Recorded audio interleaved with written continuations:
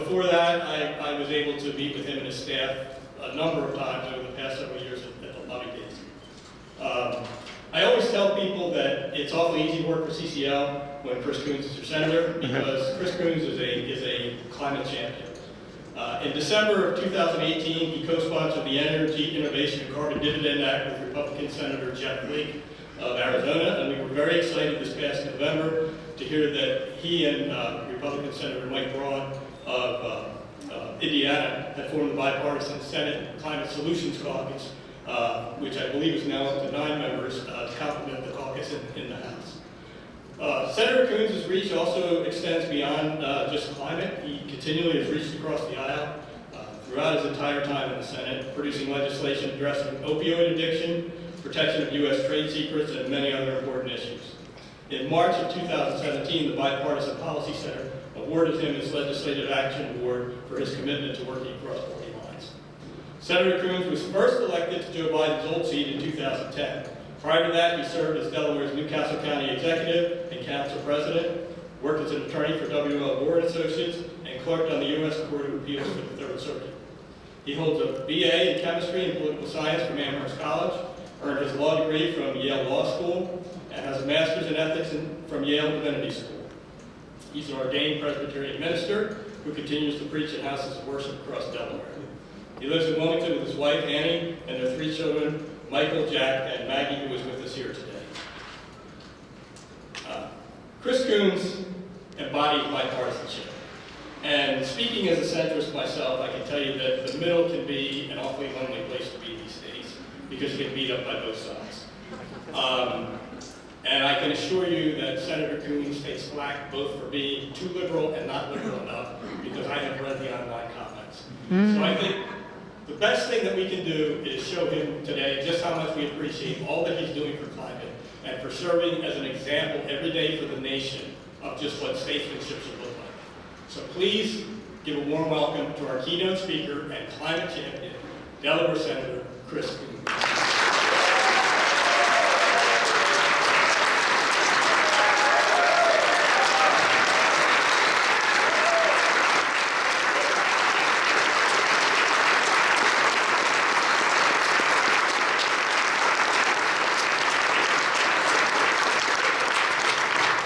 Thank you very much.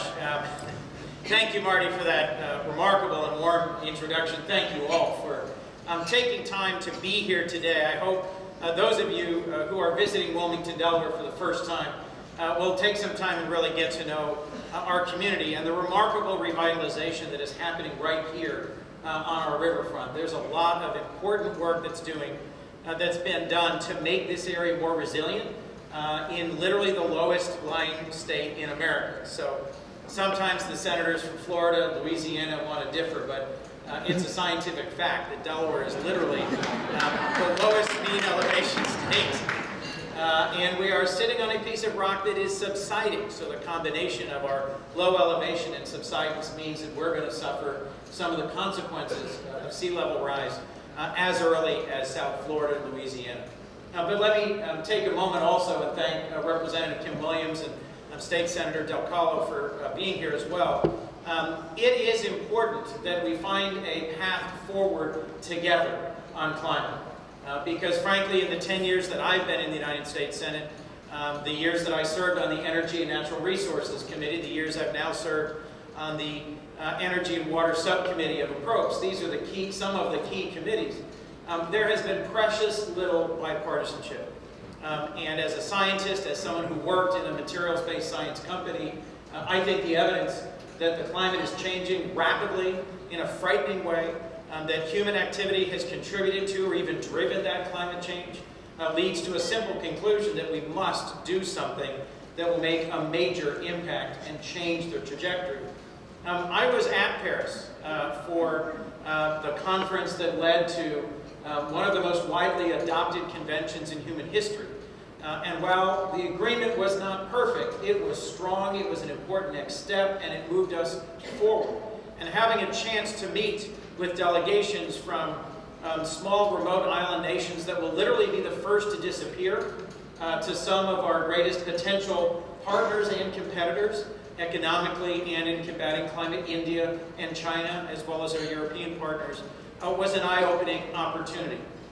If I wasn't already convinced, based on the advocacy of my talented children, that worrying about climate was the most important thing I could be involved in, seeing the world come together at that conference was one of the more inspiring things that's happened in my decade on the Foreign Relations Committee. And being in Singapore on the day that President Trump withdrew the United States from the Paris Agreement and meeting with delegations from 7 countries was another bracing reminder that the world looks to us for leadership. I was on that trip with Senator John McCain. In fact, it was his last trip. And it was a remarkable opportunity in Singapore to see how much the world looks to us for leadership and how disappointed, disheartened, even gravely concerned our vital allies in Europe and throughout Asia were about what it meant for our engagement and leadership in the world to have the United States withdraw from this carefully crafted agreement where we played such a central role in getting it together in the first place. I am tempted to say simply, any skeptics left about climate change, in watching the tragedy of the forest fires that are destroying huge swaths of Australia, today have to have some profound questions. If not on the front of their mind, at least in the back of their mind. On some level, we are all koalas now. We are living in a planet on fire where the steady heating of our atmosphere has led to hundreds of billions of dollars of impact. And if you're just a fiscal conservative, worried about America's balance sheet, and you look at the amount we have spent year after year on disaster response, to hurricanes, to wildfires, to 100-year floods, 500-year floods, 1,000-year floods, whatever pathway you take to get to the conclusion that our Earth is warming at an alarming rate and that the impact for all of us and our children and our children's children demands action, I'm glad that you're here. I am grateful to all of you for coming across the region and across different backgrounds, different political and faith backgrounds, different trainings and different worldviews, that you can come together has helped make the CCL such an effective advocacy organization. And to Marty and everyone from the Delaware chapter, thank you for being engaged. It was wonderful to see on the way in artwork on one side designed to engage and uplift the spirit through different means than the numbers and the scientific analysis that I tend to turn to. And then on the other side, profiles of every single member of the congressional delegations with a little envelope to leave a love note for those of us who still need some persuading.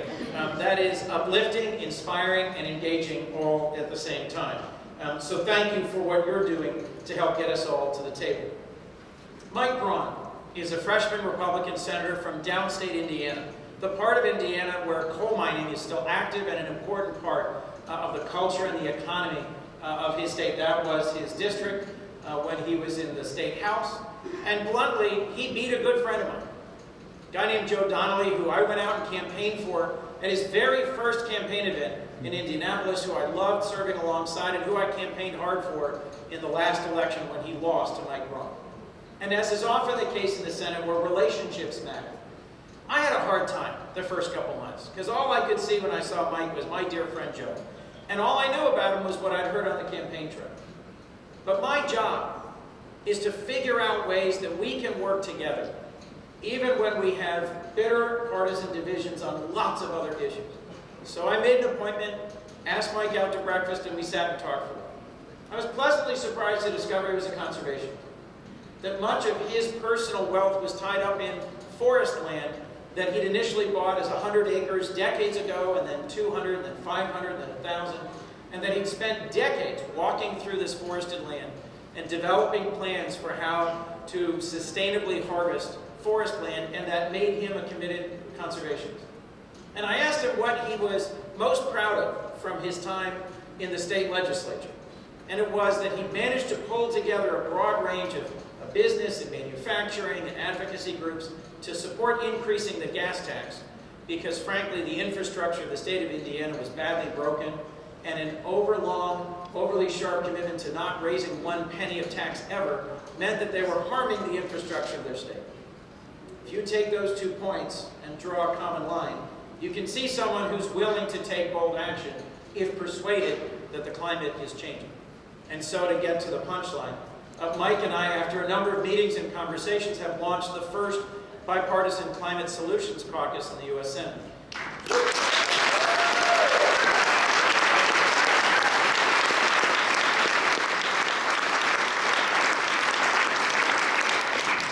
We've announced publicly so far 8 members, so 4 Democrats and 4 Republicans. But by the end of this month, we will announce 4 more members. So we are at 12 members.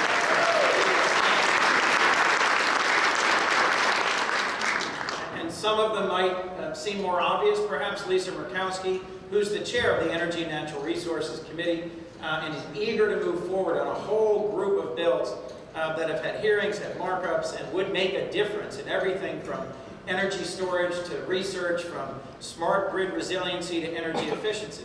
But there's others like Senator Marco Rubio, for whom this is re-engaging on an issue where he's been engaged and disengaged over time, and where the reality on the ground or in the swamps of South Florida has become increasingly persuasive, and where former Republican Congressman Curbelo of South Florida was one of the few Republicans to endorse a carbon fee bill. Now, as a caucus, we have not endorsed a carbon fee bill, and I'm happy to take in Q&A some conversation about that. What we've committed to is 3 simple principles: that the climate is changing, and that we can describe it as a crisis, that human activity is driving that change, and that we all must find a way to work together, because the most durable solutions to climate will be bipartisan and will be thoroughly discussed and researched. And if we can persuade a dozen or 2 dozen Republicans and Democrats to stand together and say, this is the most effective solution to climate, then we've got something that can withstand the vagaries of the next few election cycles. If all we have is one candidate for president who says climate change is a hoax, and another who has a bold and decisive plan for how to tackle climate, but no one in the Republican caucus in the Senate is willing to work to support that plan, and no one in the Democratic caucus is willing to give Republicans the room to reimagine and re-engage on this issue, then I think the history of the last 8 years of the last administration shows that virtually everything that gets done under a Democratic administration then gets torn up and repealed by a Republican administration and caucus. So I want to be encouraging, and I want to be brief. The first thing we did as a caucus was to meet with a group of CEOs. Because frankly, it's not the Democrats who need persuading about the need for bold action. And the folks that we've got in the caucus tend to be folks who work well across the aisle and who've demonstrated long-term engagement in this area. So we had a group from the CEO Climate Dialogue, which is a group of CEOs of major companies globally who are committed to sustainability, to combating climate change, and we discovered in a vigorous conversation, uniformly to setting a fee on carbon. Some of these, like BASF and Dow, are household name global chemical and material science companies. Another, DTE Energy, based out of Detroit, one of the largest baseload power generating and distributing companies. Another, Lafarge, perhaps not known to you, but literally the world's largest cement manufacturer. We had advocates from environmental groups like the World Resources Institute, and we've had conversations with groups like the Chamber of Commerce, the Business Roundtable, and the National Association of Manufacturers. We've had a series of private dinners, we've had a series of public meetings, we've had a series of staff briefings, and frankly, even in the bitter and divided partisan environment of the next couple of weeks, and something else is going on, where I will be on jury duty every day. I'm optimistic that this group will continue our conversation and continue our path forward. Senator Flake and I introduced, as you know, the only bipartisan carbon fee bill, a carbon fee and rebate bill, at the end of the last Congress. And I don't want to conclude without giving Jeff credit. That was something Senator Flake was passionate about. It was not something I had to persuade him of. We negotiated for a long time exactly what the details were, but we both thought it was important for there to be an historical marker that there was a bipartisan pair of senators willing to endorse that bill. In attempting to reintroduce that bill in this Congress, I have so far not been able to get a single Republican senator to join me in co-sponsorship. So we've changed a little bit this way, changed a little bit that way, exactly what the mix is of rebate, of investment in research and deployment, in community transition funding, and the version that I've got now that is with Senator Feinstein, who's one of the senior Democrats engaged in climate change work, is far from what I think will in the end be the best bill. But a lot of what I'm trying to do is what I call a pricing conversation. What's it going to take to get a group of Republican senators to endorse a bold carbon fee bill? And it'll be a mix. There are some who strongly believe rebate only is the best way to go. There's others who think a combination of rebate for all middle and lower income Americans and then some funding dedicated to transitions in states like West Virginia or North Dakota that will be heavily impacted by a transition to a carbon-free economy makes more sense. There's other senators who, seeing potentially $2.5 trillion in revenue over 10, have a lot of other ideas. They'd like to make permanent certain tax cuts. They'd like to deal with our challenges in terms of funding entitlements and deficits. There are as many ideas for what to do with the carbon fee as there are senators. The challenge here, I think, is getting not one, but 5. Any one senator in the other caucus that endorses a carbon fee bill is still likely to face withering opposition in a primary. It is easy to make the bumper sticker level attack ads to make a carbon tax look like a terrible idea, and it is difficult to explain why it really is, in model after model, study after study, the single longest lever, the single biggest mechanism for changing the direction of our economy and our planet. That's a harder conversation.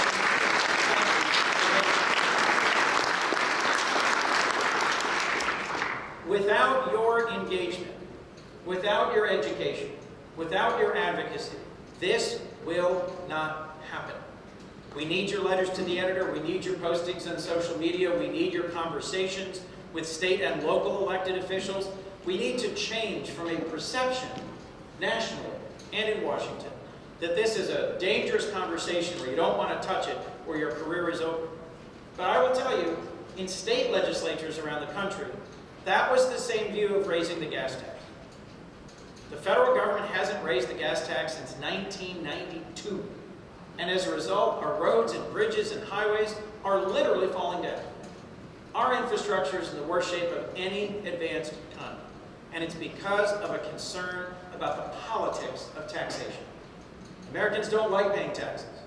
Americans don't trust their government to spend their revenue wisely. I get that. But there are dozens of states now where state legislators have done the work, have engaged in the study, have engaged their community, and have decided to increase the investment in infrastructure. To me, this is a similar, although very distinct, argument. Getting people to understand the ways in which a price on carbon then unleashes the marketplace to invest in innovation, to deploy new technologies, to tackle what is literally an existential threat, is exactly the work you are engaged in. So let me conclude by saying thank you. Thank you for who you are. Thank you for the time you're dedicating to this. Recognize that although you are passionate about it and deeply engaged, the vast majority of my colleagues and our constituents and our friends and neighbors are not. So the work we are in is important work. It's soulful work. It's life-changing work. Whether you care about the stewardship of creation, or as a scientist you believe in the numbers and the consequences, there are so many different reasons and ways we've gotten to this place at this time. Thank you for believing in the possibility of change, for lifting your voices, and for being part of the hands that will bend the arc of history in a direction of sustainability and survival. Thank you.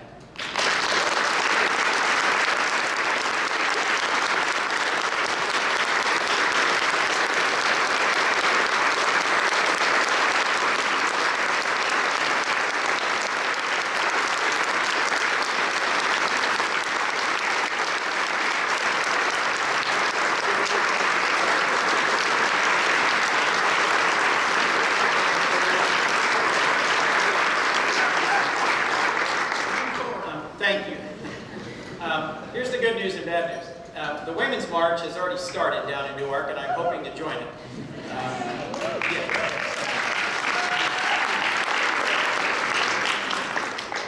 Given that, I would be happy to answer a couple of questions if I can. My hunch is you have better questions than I have answers.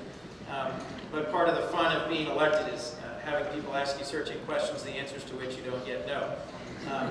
I am thrilled, by the way, to have Andrew Dinsmore and Chris Young with me, both Delawareans who helped me here in Wilmington and in Washington, engaging in our community and then working on trying to craft solutions to policy issues. So please, if we could, let's have a question or two. And I'm not sure who's got perhaps a booming voice, or maybe there's a microphone. There are microphones. We've got a In there? microphone right there. I was excited to hear that you are meeting with CEOs who care about climate change, risk, and opportunity. And my question is, how much business pressure will it take to move the political needle in Washington? Thank you for the question. I'll tell you, I think part of what has persuaded many of my colleagues on the other side to join this caucus and has grown the list of interested senators faster than we expected is business engagement. I think Mike and I had imagined that our conversation would gradually turn towards a carbon fee after 3 or 4 months of preparation. Our very first meeting, every CEO said, we need a price on carbon, that's our #1 priority right now. Every one of them. And I think my colleagues were a little taken aback. That's helpful. Having the Chamber of Commerce, having the Business Roundtable, having the NAM, having other business voices, the NFIB, if we could ever get there, speaking positively about the value of tackling climate will eventually change the conversation. But to be blunt, there's been a long period of very aggressive climate denial advocacy that was very robustly funded by groups who really aren't that well known. So for most politicians whose concern is a primary, not a general, not knowing if someone's going to come out of right field or left field with a $3 million attack ad by 2 weeks before the primary denouncing you for signing on to Chris Coons' crazy carbon fee bill, restrains folks. So we've had meetings as a smaller group, Mike and me and a few senators, with the CEOs of ExxonMobil, of BP, of Conoco, and they all say we are ready for the transition. We are ready to advocate publicly and to invest in advocacy publicly for a carbon fee. But there is still lingering concern about what are the political consequences, particularly in the other party. But you're a fool if you're not concerned about the number of your own constituents who can easily be mobilized against you by something as simple to demonize as a carbon fee. So it helps a lot. But I'll tell you, most of my colleagues in my caucus, most of the Democrats, are pretty skeptical that ExxonMobil and BP really want an end to a fossil fuel future. Right? There's a little bit of, aren't you an energy company? Actually, that's the point. I'm sorry I mischaracterized it. Aren't you an oil company? To which they say, no, we're an energy company, run by engineers. Yep. We want to work with you to develop carbon capture and sequestration technology that allows us to remain an energy company. And without that, we know we're in trouble and we know we're going away. That's a very different conversation than we were having just a few years ago. Business pressure is essential. Thanks for raising it. I hope that was a useful walk around the horn on what's involved. 2 more questions. Ma'am, please. Yes. One concern I have, and I'm sure many others do, is the people who would be workers, average workers who would be displaced. I know we say, oh, well, there's retraining and unemployment, but evidently it doesn't work too well, especially as one ages, it gets a little tougher, and I can speak from my own experience. So how is your caucus effectively addressing this issue? Well, that's one of the core questions. And, one of the differences between the bill I introduced with Jeff Flake and the bill I have in this Congress with Dianne Feinstein is the current bill would invest $125 billion in transitions for workers and communities that are heavily reliant on fossil fuels today. And the numbers are projected over 10 years. my argument would be, if we were actually crafting the final bill, make those investments up front. Transfer significant amounts of money to governors, to mayors, to employers, to educators, to the VA, to the community. Because if you go to a place like North Dakota or to West Virginia, there's a lot of people impacted. And it's both part of it's the numbers and the math and the economy, but a lot of it's also the identity and the culture. I do a lot of talking with Senator Joe Manchin, my friend from West Virginia, who's the ranking member on energy. And there are more people actually working today in West Virginia in wind farms and in wind energy and renewable energy than there are extracting coal from the ground, just the raw numbers. But in terms of the identity of West Virginia, the sense of who they are, the traditions, it's pretty hard to give up on an identity as a coal-producing state. And Senator McConnell played well on President Obama, the last administration's perceived war on coal. So that's a transition that has to be taken seriously. It cannot be dismissed. You can't wag your finger at people and say, quit clinging to your lifestyle when it's their lives. To expect people to move, to reskill, or to transition casually is to dismiss the impact on them. So a conversation about what is a just transition, what is a transition that will address environmental justice challenges that communities all over the country, right here in Southbridge, we have communities all over the country where the carbon-driven economy has caused concentrations of pollution. We also have places that will lose employment. We have to be looking at that right up front. We have to be willing to invest in that. And we can't simply lecture people and say, you have to get on with the transition when we're talking about changing their way of life. I have time for one last question, if I can, please. Leaping all the way to the back, if we could, please, ma'am. And then I'm going to go to New York.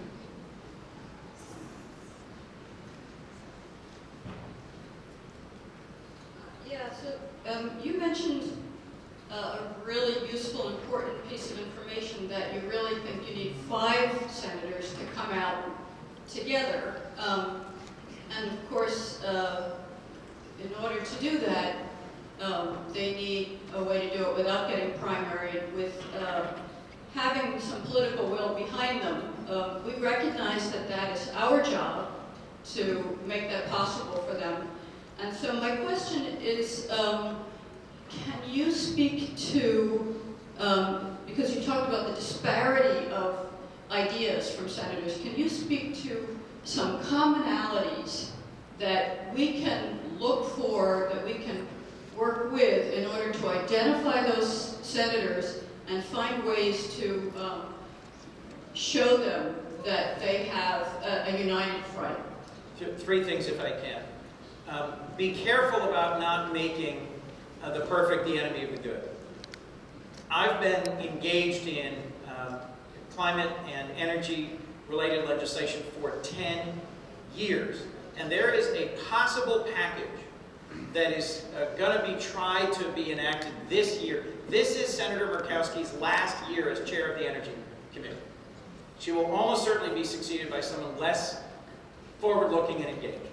And there are a dozen bills that could pass the Senate and could get signed into law by President Trump. They are not a carbon fever. They are not big. They are not going to move the earth. They're going to invest in energy efficiency. They're going to invest in carbon capture and sequestration. They're going to update grid modernization standards. They're going to update energy codes and building standards. They haven't gotten done for 8 years.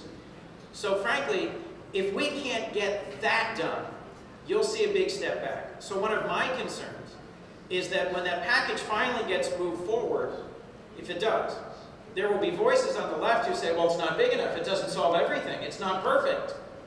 And there will be voices on the right saying, we don't need to modernize the grid, we don't need to invest money in clean energy research, we don't need carbon capture and sequestration, we don't need next generation nuclear. I'll tell you, we need it all. If you genuinely think this is a crisis, that whole package of bills has been studied and studied and studied. One of my core bills that would be it would be the first permanent tax advantage for renewables. It would be the single biggest step forward in financing renewables ever. I've got 6 Republicans on it. It had a hearing 4 years ago. It is this close to enactment, but it's no one's top priority. So first, don't let the enemy be the perfect of the good. Help the Republicans who are members of this Climate Solutions Caucus and Ani and Aaron on the floor see that it's a win and that they'll get recognized and encouraged for it rather than lectured about, oh, it's not a carbon fee, it's not perfect, first. Second, recognize that there are some critical senators who are retiring, who are helpful to engage, because this is their moment from a legacy perspective, like Senator Alexander of Tennessee. But also recognize that if all I ever get is retiring senators, right, this is a generational issue. And while you may have a sense of urgency about it, many in the Senate do not. Helping them recognize that, to use a tired baseball metaphor, getting some singles and doubles on the board matters. Helping them recognize the younger senators who maybe believe they have a future. Why is Senator Rubio re-engaging on climate? He's younger than I am. We got elected at the same time. I think, and I don't speak for him, but I think that he sees in his state this is critical. For Americans and Republicans under 40, this is a critical issue. And for the future of the Republican Party, ending their embrace of climate denial and beginning to engage on climate is a critical pivot. So help senators who are earlier in their careers, just hard to say for someone who's been a senator 10 years, not just those who are retiring, to recognize that there are rewards from their own constituents about engagement. Last thing, we need hope. Virtually every senator I've talked to thinks this is a frozen conflict where there's no prospect of change. And the more they hear from Democrats only Green New Deal advocacy, the easier it is for McConnell to caricature that as extreme, rather than simply fighting over the extremes. You know, Mike Braun has some serious concerns about the Green New Deal, and we disagree about some big picture issues in climate. I don't spend my time debating that with him. I spend my time trying to move forward, trying to get agreement on things that will make a difference. And when a member of our caucus named Mitt Romney, who is a very seasoned businessman, told me that he's looked at the models and sat down with folks from MIT and concluded the carbon fee is the biggest lever and would make the biggest difference, and is telling our other caucus members that, but is still working through how would that make sense politically? How would that make sense in his caucus? How would you convey that to the average American? I think we've got hope.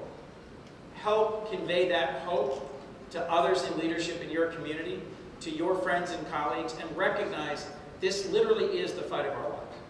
This is the legacy we will leave to our children and grandchildren, either a disastrous climate that we cannot survive and cannot afford, or the demonstration that democracy works, that even in the face of massive advocacy for climate denial, engaged, average citizens, actually you're smarter than the average citizen, let me just say, engaged, educated, motivated citizens can really make a difference. If we teach the world that democracy can challenge the biggest issues of our day, even in the face of very well-financed and well-organized opposition, we've done something to give the world hope about the United States, our place in the world, and the role of democracy. Thank you all very much.